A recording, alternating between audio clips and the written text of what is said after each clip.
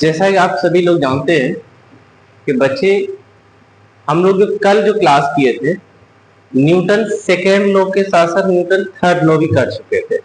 मतलब यहाँ पे दूसरा चैप्टर जो है हम लोग खत्म कर चुके थे फिजिक्स का। थर्ड चैप्टर जो हम लोग बोलने वाले थे वो था क्या, गुरुत्वाकर्षण, जिसको हम लोग बोल रहे थे ग्रेविटेशनल। अब बल के बारे में अगर आप बात करते हैं तो बल के बारे में हम तो बहुत सारे बात कर चुके हैं। बल के बारे में हम टाइप भी बताए थे, इसका डिफिनेशन भी बताए थे कि बल होता क्या चीज है, मतलब फोर्स के बारे में बहुत सारी चीज हम कल बता दिए थे जहां से क्वेश्चन आ रही है। ठीक है, नेक्स्ट टॉपिक जो है मेरा वो है, इसमें कुछ पॉइंट है, इसमें जो पॉइंट है वो भी हम देख लेते हैं। जैसे मान के चले फिजिक्स के, बल एक बाहरी कारक है जो किसी वस्तु की स्थिर अवस्था या गति अवस्था में परिवर्तन लाता है या लाने की प्रयास करता है।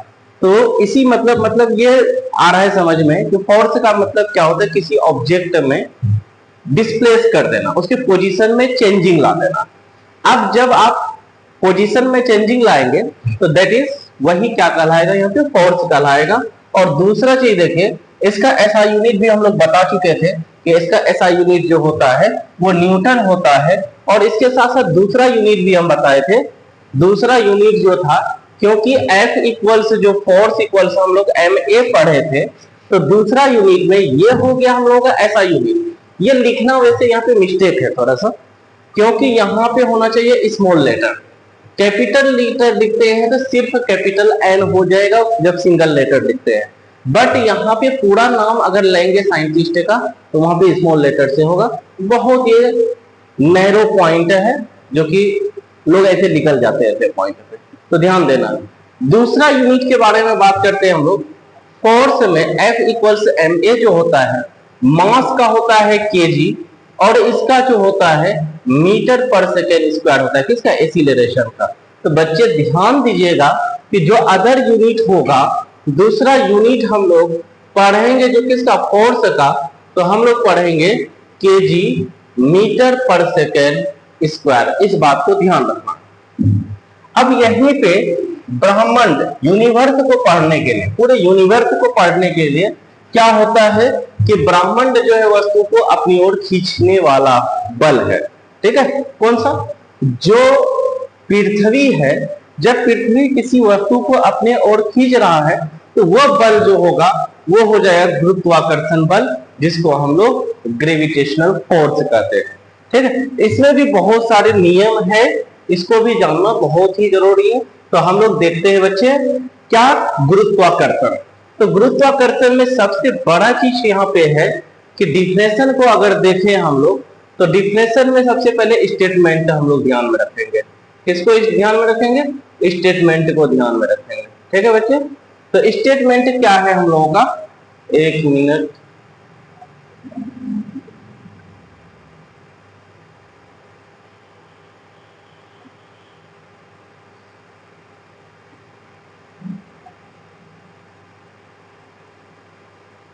स्टेटमेंट क्या है हम लोगों का, देखिए यहाँ पे कि जो गुरुत्वाकर्षण है, गुरुत्वाकर्षण मूलभूत शक्ति या ब्रह्मांड में सभी वस्तुओं को एक दूसरे की ओर आकर्षित करता है। ठीक है, जो पृथ्वी है, सौरमंडल, ग्रहों को और पूरे ब्रह्मांड में कार्य करता है।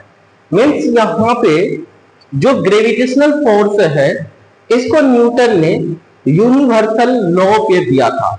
बट यहाँ पे हम लोग ये काम करना है कि जो हम लोगों का जो ग्रेविटेशनल फोर्स है, ग्रेविटेशनल फोर्स का मतलब हुआ जब कोई भी ऑब्जेक्ट को पृथ्वी, अर्थ अपने ओर खींच रहा है, उसी को हम लोग क्या कहेंगे, गुरुत्वाकर्षण कहेंगे। मतलब ये वस्तु जो है वो नीचे की तरफ आ रहा है, कौन सा एक्सीलरेशन से, जी एक्सीलरेशन से। ठीक है, जी त्वरण, ये जी क्या है हम लोग का, गुरुत्वाकर्षण है, यानी गुरुत्व है। क्या है ये बच्चों, गुरुत्व है, मतलब ग्रेविटी है। और ग्रेविटी का वैल्यू जो हम लोग बताए थे, ग्रेविटी स्मॉल जी का जो वैल्यू होता है वो 9.8 मीटर पर सेकेंड स्क्वायर होता है। जब कोई वस्तु ऊपर से नीचे की ओर गुरुत्व मतलब त्वरित होगा तो हम उसको गुरुत्व कहेंगे, जिसका वैल्यू पृथ्वी के लिए, अर्थ के लिए 9.8 होता है। बाकी जो स्मॉल जी का वैल्यूज होता है वो अलग अलग प्लैनेट पे अलग अलग होता है और ये अलग अलग वैल्यूज कैरी करता है, मतलब इसके वैल्यूज में चेंजिंग आता है। स्मॉल जी का जो वैल्यूज होता है उसमें चेंजिंग आता है।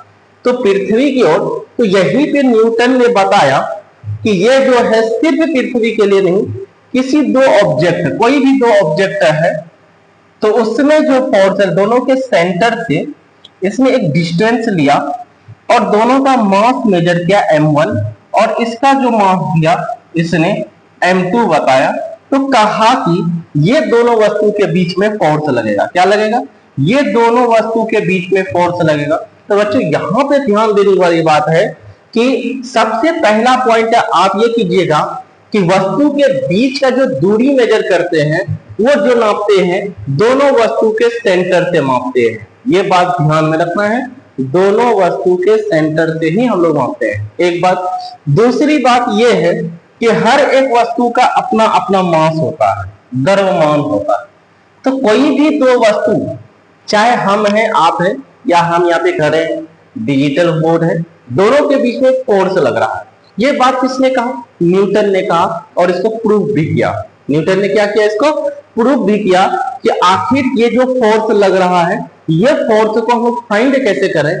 तो उसके लिए उसने प्रूव किया कि जो यहाँ पे फोर्स होगा, स्टेटमेंट ही दिया था इसने, न्यूटन ने जो स्टेटमेंट दिया था, न्यूटन का जो स्टेटमेंट था, इसका जो स्टेटमेंट था ग्रेविटेशनल फोर्स के अकॉर्डिंग, इसमें कहा था इसने कि जो फोर्स डिस्टेंस होगा, मतलब फोर्स जो होगा ये समानुपाती होगा दोनों वस्तु के द्रव्यमान के गुणनफल का। ठीक है, एक बात ये कहा था। दूसरी बात ये कहा था कि दोनों के बीच का दूरी के वर्ग का व्युत्क्रमानुपाती होगा। दूसरी बात ये है। तो दो इक्वेशन इसने लाया और दोनों इक्वेशन को कंबाइन करके इसने लिखा कि F equals G m1 into m2 divided by d square. तो बच्चे ये ध्यान देने वाली बात है कि कोई भी दो वस्तु होगा, दोनों के बीच में जो फोर्स लगता है उसके लिए जो हम लोग फॉर्मूला याद रखेंगे, F equals capital G into m1 m2 divided by d square. m1 क्या है बच्चे? m1 जो है पहला वस्तु का द्रव्यमान है और m2 जो है बच्चे वो दूसरे वस्तु का द्रव्यमान है। d क्या है बच्चे? दोनों वस्तु के बीच का डिस्टेंस है। तो न्यूटन के स्टेटमेंट से ही हम लोग फोर्स का एक फॉर्मूला प्रूव किए। अब तो यहाँ पे देखिए स्मॉल जी का वैल्यूज ये होता है और कैपिटल जी का जो वैल्यूज होता है वो जो होता है बच्चों, वो हम लोगों का देख लेते हैं कि ये जो कैपिटल जी है न्यूटन साहब ने इसको बोले यूनिवर्सल कांस्टेंट है। अब बच्चे ये बात ध्यान में रखना, यानी सार्वत्रिक नियतांक। क्या क्या बच्चे? सार्वत्रिक नियतांक, यूनिवर्सल कांस्टेंट। क्या बोला बच्चे? सार्वत्रिक नियतांक बोला। किसको? कैपिटल जी को। मतलब इसका कहने का यह भी था कि कैपिटल जी का जो वैल्यूज होगा, कैपिटल जी का जो वैल्यूज होगा, ध्यान से सुनिएगा बच्चे, कैपिटल जी का जो वैल्यूज होगा सभी ग्रहों पर सेम होगा। चाहे हम किसी भी ग्रह पे जाएंगे तो कैपिटल जी का जो वैल्यूज होगा वो सेम होगा। और इसको याद करना बहुत जरूरी है। जैसे स्मॉल जी का वैल्यूज हम लोग याद किए 9.8 और इसका वैल्यूज जो होता है अलग अलग ब्रह्मांड पे, अलग अलग ग्रहों पे इसका मान अलग अलग होता है। बट वहीं पे कैपिटल जी का जो वैल्यूज होता है बच्चे ध्यान से देखिएगा, ये होता है 6.67 इंटू 10⁻11 न्यूटन मीटर स्क्वायर पर केजी स्क्वायर। बच्चे ये ध्यान में रखना है। और ये जो वैल्यूज है ये हर एक प्लैनेट के लिए, हर एक ग्रहों के लिए सेम ही होता है। 6.67 इंटू 10⁻11 न्यूटन मीटर स्क्वायर पर केजी स्क्वायर। बच्चे ये भी बात ध्यान में रखना है कि कैपिटल जी का कभी कभी यूनिट भी पूछ लेता है। तो बच्चे ध्यान ये रखना है कि जी कैपिटल जी का जो यूनिट होता है वो न्यूटन मीटर स्क्वायर पर केजी स्क्वायर। क्या होता है बच्चे? न्यूटन मीटर स्क्वायर पर केजी स्क्वायर। तो कैपिटल जी क्या है बच्चे, तो 6.67 इंटू 10⁻⁻11 न्यूटन मीटर स्क्वायर पर केजी स्क्वायर। इसको रट लेना है, चाहे जैसे भी होगा इसको याद नहीं कर लेना है, क्योंकि इस पे न्यूमेरिकल कभी कभी पूछा जा रहा है एग्जाम में। ठीक है, कंपेटिटिव वाले बच्चे ध्यान रखेंगे, क्योंकि अभी तो आप लोगों का पता ही है ऐसा ही आने वाला है। ठीक है, उस पे क्वेश्चन बहुत ही आसान आसान आ जाता है, फिजिक्स केमिस्ट्री बायो का, खास करके फिजिक्स केमिस्ट्री का तो बहुत ही आसान लगेगा। फिजिक्स का तो और भी आसान लगेगा, क्योंकि फिजिक्स का जो हम करा रहे हैं टू द पॉइंट करा रहे हैं। आपका एक क्वेश्चन भी, अगर आप मेरा एक क्लास नहीं छोड़ेंगे, एक भी क्लास नहीं छोड़ेंगे, तो आपका एक भी क्वेश्चन एग्जाम में नहीं छूटेगा फिजिक्स का। तो ये हुई बात यहां तक कि आखिर गुरुत्वाकर्षण का मतलब होता क्या चीज है। बच्चे गुरुत्वाकर्षण कभी कभी आप ऐसे भी बोल सकते हैं, इतना बताने के बावजूद अगर आप शॉर्ट फॉर्म में गुरुत्वाकर्षण बोलेंगे तो गुरुत्व का मतलब होता है पृथ्वी की ओर। ठीक है, आकर्षण का मतलब होता है बल, यानी पृथ्वी की ओर जो बल लगता है उसी को गुरुत्वाकर्षण कहते हैं। बट न्यूटन ने इसको यूनिवर्सल बना दिया। ठीक है, क्या बना दिया, यूनिवर्सल। कहा कि किसी भी दो वस्तु के बीच में क्या लगता है बच्चे, फोर्स लगता है। किसी भी दो वस्तु के बीच में क्या लगेगा, फोर्स लगेगा। ठीक है, किसी भी दो वस्तु के बीच में। तो ध्यान देना है इस बात का। ठीक है, इस बात का ध्यान देना है कि दो वस्तु के बीच में हमेशा फोर्स लगता ही है।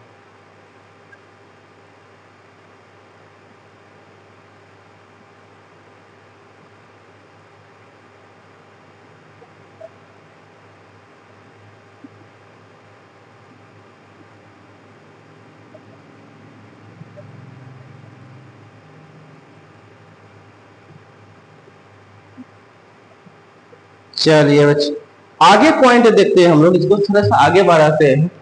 तो गुरुत्व और गुरुत्व में अंतर, अभी अभी आप देखें कि गुरुत्व और गुरुत्व में अंतर क्या है। तो हम लोग कह सकते हैं बच्चे कि एक तरफ अगर गुरुत्व लिखें, पॉइंट क्या है बच्चे, एक तरफ अगर हम गुरुत्व लिखें, दूसरे तरफ गुरुत्वाकर्षण लिखें, यानी गुरुत्वाकर्षण, तो वस्तु जब ऊपर से नीचे की ओर आता है तो यह स्मॉल जी है। ठीक है, अगर दो वस्तु के बीच में यहाँ पे जो फोर्स लगता है ये जो है यहाँ पे कैपिटल जी आता है।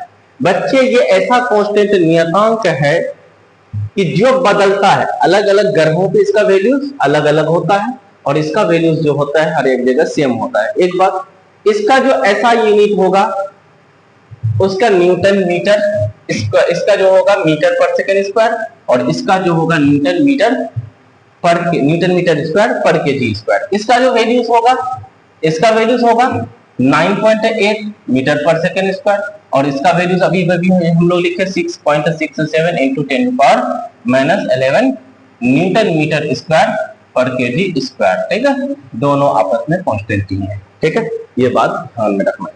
बच्चे आगे देखते हैं कि जो ग्रेविटेशनल है, गुरुत्वाकर्षण है, कहा कि ब्रह्मांड में किन्हीं दो वस्तुओं के बीच जो आकर्षण बल लगता है उसी को हम लोग क्या कहते हैं, गुरुत्वाकर्षण कहते हैं, गुरुत्वाकर्षण बल कहते हैं। ठीक है, आकर्षण बल, गुरुत्वाकर्षण बल।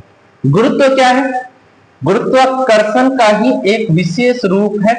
ठीक है, जो आकर्षण बल पृथ्वी की और वस्तु क्या होती है, त्वरित होती है, उसके बारे में नहीं। अगर कोई वस्तु पृथ्वी की ओर त्वरित होती है तो वैसे त्वरण को हम लोग क्या कहते हैं, गुरुत्व कहते हैं। ठीक है, बिल्कुल आसान भाषा में सीख सकते हैं। चलिए नेक्स्ट पॉइंट क्या है बच्चे, गुरुत्वाकर्षण बल के उदाहरण और प्रभाव।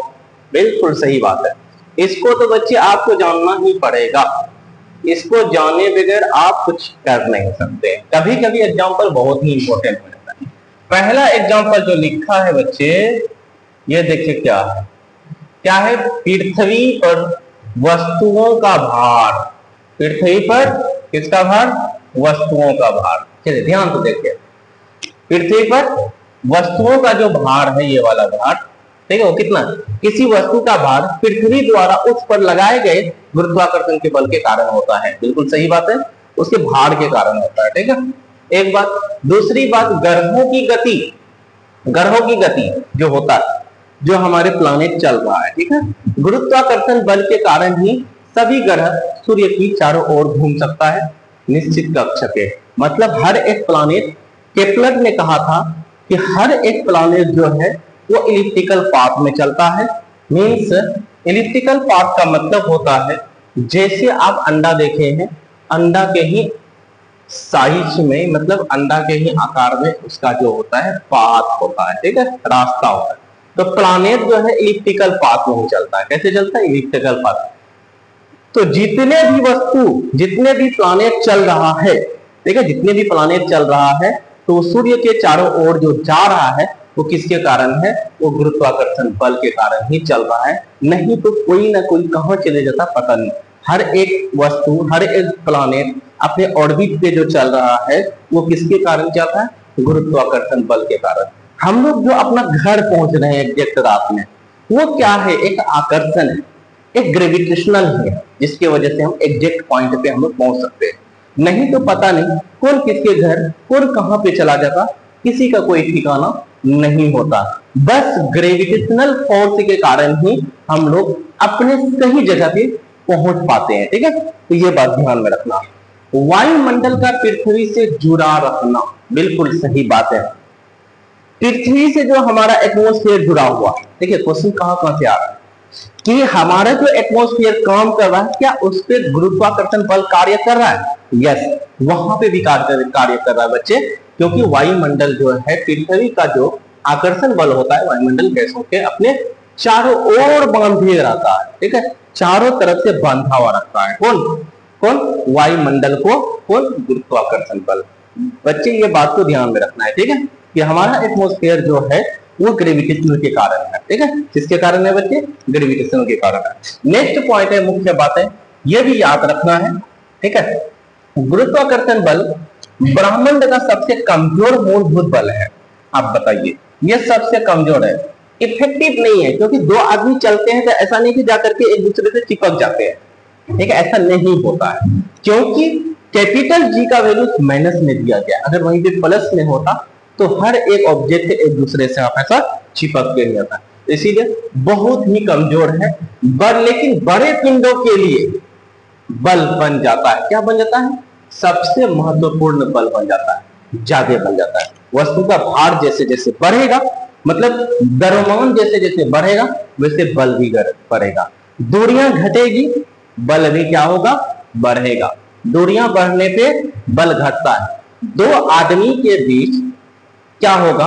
जब बहुत नजदीक रहता है तो क्या होता है कि उसके बीच में जो होता है एट्रैक्शन ज्यादा होने लगता है, मतलब फोर्स ज्यादा लगने लगता है, ठीक है। बट वहीं पे दूरियां जब बन जाती है तो उस पर फोर्स कम लगता है। तो यही बात यहाँ पे भी है कि जो दूर हो जाता है, तो यहीं पे एक बात याद आती है हमको। एक बाजी थी, वो बोलती थी, नजर से दूर दिल से दूर। तो मतलब वही हुआ कि आकर्षण क्या हो जाएगा? दो ऑब्जेक्ट के बीच में कम हो जाएगा। जैसे जैसे दूरियां बढ़ेगी वैसे वैसे ऑब्जेक्ट के बीच में जो बल होगा, फोर्स होगा, वो घटना शुरू हो जाएगा। तो गुरुत्वाकर्षण बल आकर्षण प्रकृति का होता है, ठीक है। ये बल जो है हम लोग अपने से नहीं बना सकते। पृथ्वी अपने आप से सबसे बड़ा है और उसको, उसके जो बल है वो नेचुरल बल है, नेचुरल फोर्स है। उसके एक दूसरे को करीब खींचता है, क्या खींचता है? एक दूसरे को नजदीक लाता है, और दूर नहीं धकेलता, उसको नजदीक लाता है। आओ, गुरुत्वाकर्षण बल के ही कारण पृथ्वी जीवन संभव है। नहीं तो हम लोग कौन सा प्लानेट पे चले जाते, कहना मुश्किल है। वायुमंडल कहाँ पे चले जाता पता नहीं। जल स्थिर रहता है, हमारे हमारे जो समुद्र है, नदी है, उसमें जो पानी है, उस पानी स्थिर जो है वो किसके कारण है? वो गुरुत्वाकर्षण बल के कारण है। बहुत पैनिक पॉइंट है, तो ध्यान रखना है बच्चे, बहुत अच्छे से ध्यान रखना है कि आखिर को क्या रहा है, ठीक है। चलिए नेक्स्ट पॉइंट देखते हैं बच्चे। यहाँ पे और एक पॉइंट संक्षेप में कहा गया कि गुरुत्वाकर्षण बल जो है शक्ति है, शक्ति अदृश्य शक्ति है, जो ब्रह्मांड की संरचना को बनाए रखती है। क्या करती है? इस यूनिवर्स का जो स्ट्रक्चर बना हुआ है, क्या है? एक अदृश्य शक्ति है, मतलब एक ऐसा शक्ति है जिसको हम लोग देख नहीं सकते हैं, बट पूरे यूनिवर्स के जितने भी गैलेक्सी है और गैलेक्सी में जितने भी प्लैनेट हैं और उस प्लैनेट में जितने भी हम लोग सैटेलाइट्स है, उपग्रह है, वो सारे जो बंधे हुए हैं वो किसके कारण है? वो स्ट्रक्चर जो बना हुआ है बच्चे, वो किसके कारण है? तो गुरुत्वाकर्षण के कारण बने हुए।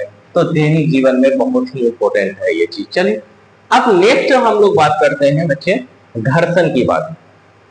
कल हम लोग बल के बारे में पढ़े थे कि बल जो होता है कांटेक्ट होता है और नॉन कांटेक्ट भी होता है। क्या होता है? कांटेक्ट भी होता है और नॉन कांटेक्ट भी होता है। ठीक है, तो दोनों टाइप के जो फोर्स होते हैं, दो टाइप के जो फोर्स हम लोग पढ़े थे बच्चे, वो क्या था? एक कांटेक्ट फोर्स था, एक नॉन कांटेक्ट फोर्स था। कांटेक्ट फोर्स में कल पढ़े थे हम लोग, एक था मस्कुलर फोर्स, एक था हम लोगों का कौन सा फोर्स? एक मस्कुलर फोर्स था, एक था जो हम लोगों का वो फ्रिक्शन फोर्स था। तो आज यहाँ पे नेक्स्ट पॉइंट जो है हम लोग का फ्रिक्शन ही है, और फ्रिक्शन पे हम बहुत सारी बातें करने वाले हैं। अपने आप में ये फिजिक्स का एक बहुत बड़ा ब्रांच है, क्योंकि किसी ऑब्जेक्ट पे कल बताने वाले हैं कि किसी ऑब्जेक्ट पे जो है फोर्स और फ्रिक्शन का क्या रोल है। ठीक है, एक बात तो ये होगी, फोर्स जो होता है इंड करेंगे, फोर्स जो होगा वो फ्रिक्शन की वजह से है या फ्रिक्शन फोर्स की वजह से, ये पॉइंट बताएंगे।